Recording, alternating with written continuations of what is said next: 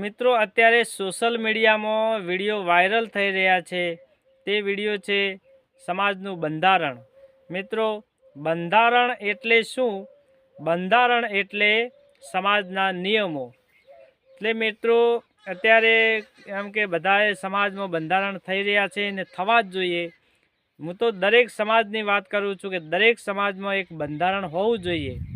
અને મિત્રો બંધારણ ક્યારે થાય છે કે જ્યારે સમાજ વીરવિખેર થવાની તૈયારી હોય ત્યારે સમાજના જે કાર્યકર્તાઓ છે, જે આગેવાનો છે, તે સમાજ ભેગો કરે છે અને ભેગો થઈને એક બંધારણ બનાવે છે, નિયમ બનાવે છે કે સમાજમાં આ થવું ના જોઈએ। બધાએ સમાજના માણસોએ આ કરવું જોઈએ, આ ના કરવું જોઈએ, એને એક નિયમ બનાવે છે કે જેથી કરીને સમાજ નિયમમાં રહે અને નિયમમાં રહેશે તો સમાજ એક રહેશે અને જે સમાજમાં એકતા હશે તે સમાજ ક્યારેય આજે પણ પાછો નહીં પડે।